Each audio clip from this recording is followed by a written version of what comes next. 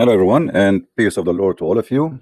Today, our topic is about cult and what cult leaders they share.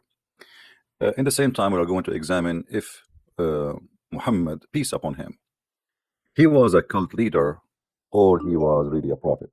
Cult leaders. You know, if you search in the internet, you will find many famous names in the West or in the East. And they have a special kind of a charisma because in order to be a leader anyway, you have to be able to control people around you, and that's why you are called a leader. Otherwise, I mean, why people even will listen to you? So you have to be special somehow, special in intelligence, special in the way you talk, special in the way you convince. Otherwise, nobody will listen, and let us say nobody can fall into your trap. Those who do a scam business, they are very special too. He have to be able to make you believe that he is genuine. So the key point of making somebody believe in a cult leader, to be convincing that he is not a cult leader or he is not a scammer. And I noticed that all those cult leaders, they share one thing. They are the center. They want to take and have some privilege between their followers. And always the privilege they have is either about sex and money and power, or it can be about sex and money to come. And anyway, he is a leader. He control, let us say, the warehouse of money. Now, I'm going to use a rule which is exists in the Quran about how we can discover a cult leader. I think this will be fair, and the Muslims will not be upset, right? I mean, how a Muslim can be upset? Let us go to the Quran and see what the Quran says about cult leaders and how we can discover who is a cult leader. Chapter 36, verse number 21. It says, اتبعوا من لا يسألكم أجرا وهم مهتدون. In this chapter it says, and this is your Muslim translation, follow those who ask of you no fees and who are rightly guided. We can change translation as you wish. All of it confirm, in case you don't speak Arabic, that the Quran says ask those who don't ask you for a return. They give money, etc., favor, and something for themselves. Can we Muslims practice this rule in the Quran on Muhammad? If Muhammad broke the command he just mentioned in his book and he took advantage of his followers and he asked for reward, right away a cult leader, he claimed that he is favored by God. And he favor him always in what? Money, sex, power. Power what? Like me, authority. He been favored always. You see, when we go in the Bible, we will see that Jesus, he told his apostles, when they said to him, they refused to let him wash their feet. I mean, you're our Lord. You want to wash our feet? He made it clear, if you don't let me do it, you don't belong to me. He made it clear, if you want to be the first, you have to be the last. If you want to be the master, you have to be the servant. Now, Muhammad, he gave himself the name, the servant of Allah. But was he the servant of Allah, or it was the opposite? All the Quran proved that Allah was the servant of Muhammad. Let me show you how we can prove that. His favorite wife, Aisha, she got him busted. Muhammad is not the servant of his Lord, for he is the Lord of Allah. Allah is just a name he used to control the followers of his cult. So if anyone he tried to oppose his authority, right away Muhammad, he used Allah. Allah said, God said, it seemed to me that your Lord has to satisfy your desire. What desire, Aisha, she was talking about? Women, they are coming to the Prophet and they are wishing to sleep with him. I felt jealous when a woman who offered themselves, women offered themselves to Allah Messenger. One of the biggest privilege of the Prophet, that women can offer themselves for free to have sex with him. And Muhammad, he made a chapter in the Quran about it. Any woman, she want to have sex with the Prophet, she is welcome. This is only a privilege to Muhammad. Isn't it obvious that Muhammad is a big cult leader? What this will do to Islam? If we go in the Quran, look what Muhammad he said. He claimed always that Allah he gave him license. And what is the license? Look at this license. O Prophet, we have made lawful for you your wives, and the one you paid them their money, not dowries. This is a lie. It's their wages. And those whom your right hand possess, and those has given thee as a spoil, and these they are the daughter of the thine uncle, and the father side, and all of this list, and then at the end here it says, and any believing women, open invitation for sexuality and sex privilege, and any believing women, she desire to give herself into the prophet. And here they add that if the prophet desire to ask her for a marriage, what a big fat liar. What is the word marriage? It says if the prophet he desire to if her. إن أراد النبي أن يستنكحها خالصة لك من دون المؤمنين. A privilege only to you to if her. Only. A privilege for thee only. A privilege. Why? Why the prophet he need such a privilege? What that will do to Islam? He is a prophet, okay. Allah sent him, that's fine. And now he want to lead mankind into God. That's wonderful. But why women they can offer their vagina to the prophet, and this is a privilege only to thee? Who is a Muslim want to explain to us what is the purpose of such a privilege? What that will do to Islam? What that have to do with worshiping the oneness of God, the God of the black stone? Who is the one who will get the benefit if we make the private part of Muhammad happy?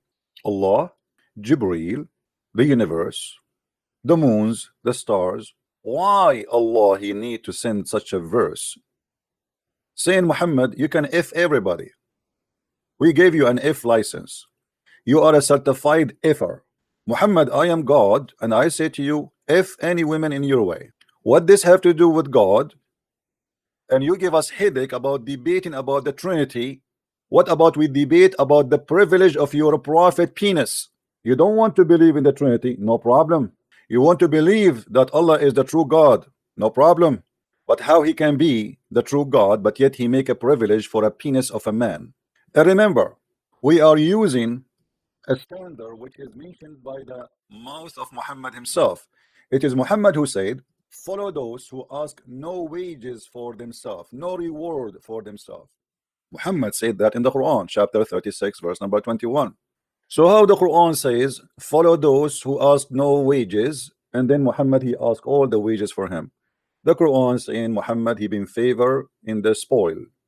If we attack a house, Muhammad will get the big TV, you take the small TV.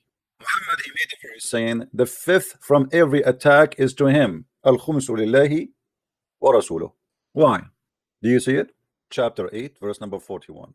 And you know, Allah speaking supposedly, Muhammad always he used God to confirm his share.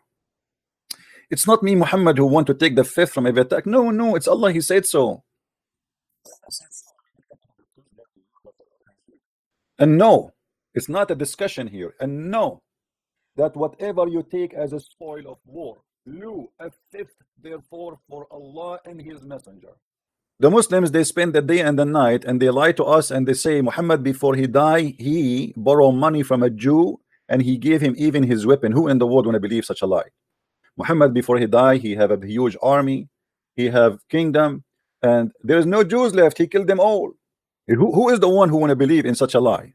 So look what happened. From the Quran we prove that Muhammad is nothing but a cult leader, and we use only the Quran as a guideline. We did not use the Bible or a book which Muslims don't agree with. The Quran says it clearly, follow those who ask for no reward for themselves. Muhammad he asked for a special treatment in the money. Muhammad he made verses about he have a special treatment for his penis. For sure we have to admit, if you are a prophet of Allah, your penis should be treated with a special treatment. But guess what? Muhammad he claimed that this is a special treatment only for him. Why Muhammad he need a treatment for his penis? What is holy about that? Why the privilege of the prophet is about money and sex? How a prophet of God, he himself in the Quran says, ask for no privilege, ask for no reward, is those who you follow, the one who don't ask for that. If somebody asks for that, you don't follow. This is the guideline of the Quran, not mine. So how you Muslims follow Muhammad? Unless Allah here he made a mistake. I will show you some of unbelievable privilege of the prophet of Islam.